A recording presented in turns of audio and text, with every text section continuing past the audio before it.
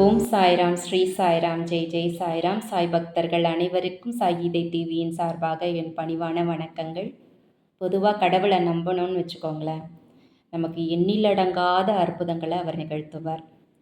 குருமார்களை நம்பணும்னு வச்சுக்கோங்களேன், அதே வகையான அற்புதங்களை குருமார்கள் நிகழ்த்துவார்கள். இதை நிகழ்த்தி கொடுங்கள் என்று கேட்கும்பொழுது அது நிகழ்த்த வேண்டும் அப்படின்னு குருமார்கள் நினச்சிட்டாங்கன்னா அவங்களே கூட நின்று அந்த அற்புதத்தை நிகழ்த்துவாங்க. இறந்தவர்கள் உயிர் பெற்று மீண்டு வரும் அற்புதத்தை பாபா நிகழ்த்தியிருக்கிறார் பல இடங்களில். அப்படி ஒரு அற்புதத்தை பற்றி தான் இன்றைக்கி நம்ம பேச போகிறோம்.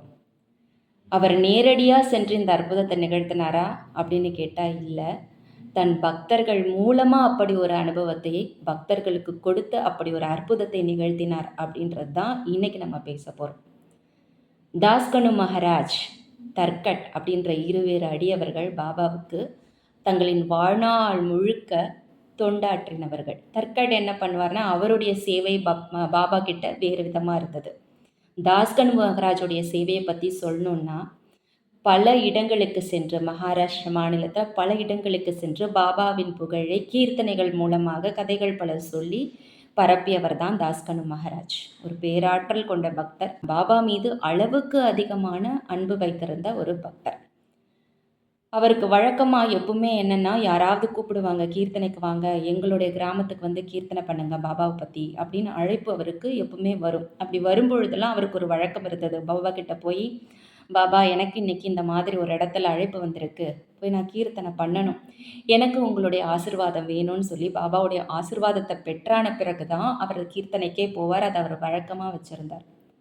அப்படி ஒரு நாள் அவருக்கு, அது வந்து ஒரு வெயில் காலம், சம்மர் சீசன். அப்போ வந்து அவருக்கு ஒரு அழைப்பு வருது. பக்கத்து ஷீரடியிலேருந்து கிட்டத்தட்ட ஒரு 8 கிலோமீட்டர் தள்ளி ஒரு ஊரில், ஒரு கிராமத்தில் அவருக்கு அழைப்பு வருது. எங்கள் கிராமத்துக்கு வந்து ஒரு கீர்த்தனை பண்ணி கொடுங்க.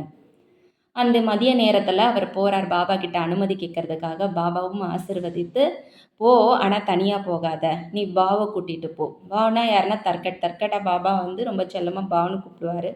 அதே மாதிரி தாஸ்கனு மகாராஜா கன்யா அப்படின்னு கூப்பிடுவார்.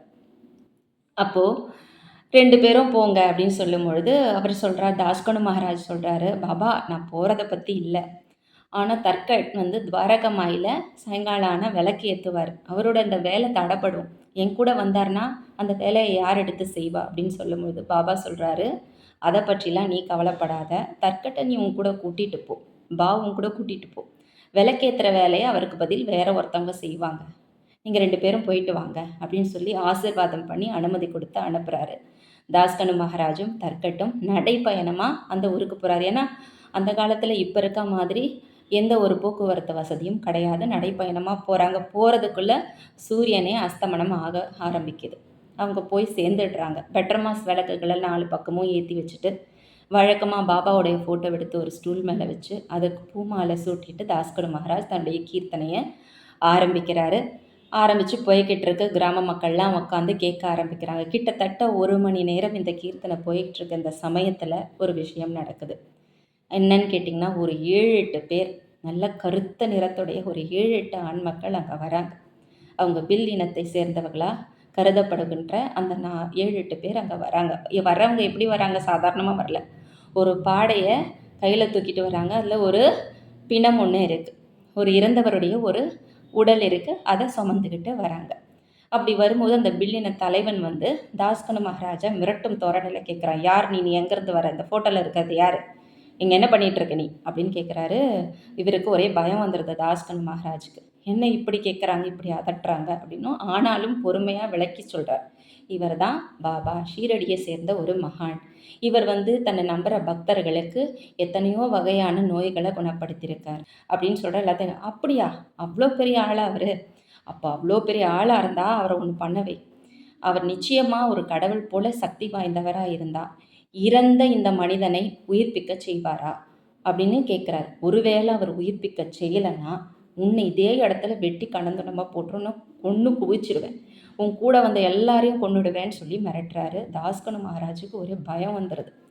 என்னடா இந்த ஆள் இப்படி நம்மளை மிரட்டுறாரேன்னு சொல்லி பொறுமையாக போய் தர்கட் கிட்ட சொல்கிறார். தர்கட் என்ன பண்ணுறாரு, கூட துணைக்கு போனவர்ன்றதுனால அவரை ஆஸ்வாசப்படுத்தி, நீ பயப்படாத, எப்பவும் போல் நீ பாடுற கீர்த்தனையை பாடு. சாய் ரஹம் நசரு கருணா அப்படிங்கிற அந்த கீர்த்தனையை நீ பாடு. நீ பாட பாபா மேலே நம்பிக்கையை போடு. இதுவும் பாபாவுடைய திட்டம் தான் அப்படின்னு தான் நான் நினைக்கிறேன். அவருடைய செயல் தான், அவருடைய திருவிளையாடல் தான். நீ நம்பி இந்த கீர்த்தனையை பாடுங்க. நீங்கள் பாடும்பொழுது கண்டிப்பாக பாபாவுடைய அனுகிரகம் நமக்கு இருந்தால் இது நிச்சயமாக நடக்கும் அப்படின்னு சொல்லி நம்பிக்கை கொடுக்குறாரு. தாஸ்கனு மகாராஜும் அந்த கீர்த்தனையை பாட ஆரம்பிக்கிறார். எல்லா இடத்துலையும் அவர் பாடுற அந்த கீர்த்தனையை அவர் தன்னை மறந்து பாட ஆரம்பிக்கிறார். அதாவது ஒரு டிரான்ஸ் ஸ்டேஜுக்கு போகிறார். தானாகவே இல்லாமல் வேறு மாதிரி மாறிடுறார். ஒரு புது வகையான சக்தி அவருக்குள்ளே ஊடுருவ ஆரம்பித்ததும் தன்னை மறந்து பாடலோடு சேர்ந்து ஆடலும் வருது தாஸ்கனு மகாராஜுக்கு. இதை பார்த்த மக்கள் எல்லாரும், கிராம மக்களும் கை தட்டி அவங்களோட சேர்ந்து பாட ஆரம்பிக்கிறாங்க. ஒரு பாசிட்டிவ் ரெஸ்பான்ஸ் அங்கே வருது. ஒரு நேர்மறை ஆற்றல் அங்கே பரவ ஆரம்பிக்கிறது. இதெல்லாம் கண்கூடாக யார் பார்த்துட்ருக்காருன்னா தற்கட்டங்கிற அவர் பார்த்துக்கிட்டே இருக்கார். அவர் பார்த்துக்கிட்டு இருக்காரு.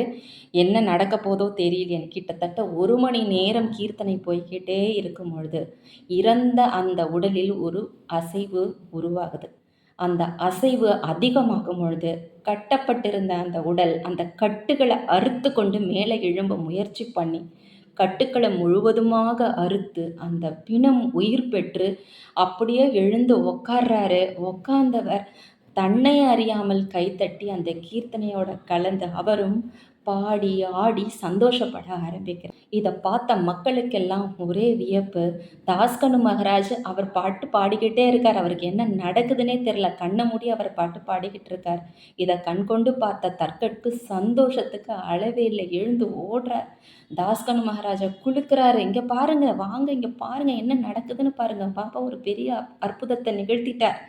நீங்கள் பாடின கீர்த்தனை அவருக்கு கேட்டுடுச்சு. உங்கள் வேண்டுதலை அவர் நிறைவேற்றிட்டாரு. இறந்த மனிதனுக்கு உயிர் வந்துருச்சுன்னு சொல்லி பெருசாக உழுக்குன பிறகு தான் தன் சுயநினைவுக்கு வரார் தாஸ்கனு மகாராஜ். அதுலேருந்து மீண்டவர் கண்ணெதிரில் நடக்கிறதா நிஜமா இல்லை பொய்யான்னு நம்ப முடியாத அளவுக்கு இறந்த மனிதனுக்கு மீண்டும் உயிர் வந்தது. தாஸ்கனு மகாராஜுடைய வேண்டுதலையும் மற்ற பிற பக்தர்கள் தற்கட்டோடைய வேண்டுதலையும் கேட்டு பாபா அந்த இறந்த மனிதனுக்கு உயிர் கொடுத்தார். இதை பார்த்த அந்த பில்லின தலைவனுக்கு ஒரே ஆச்சரியம் வந்துடுது. அந்த மக்கள் அனைவரும் அந்த மனிதனுக்கு கை கொடுத்து எழுப்பி விடுறாங்க. அதாவது அவர் இறந்தவரே கிடையாது, இப்போ மீண்டும் அவருக்கு உயிர் வந்துருச்சு, சகஜ நிலைக்கு வந்துட்டார். அவர் நடமாட போகிறார், மீண்டும் உழவ போகிறார்.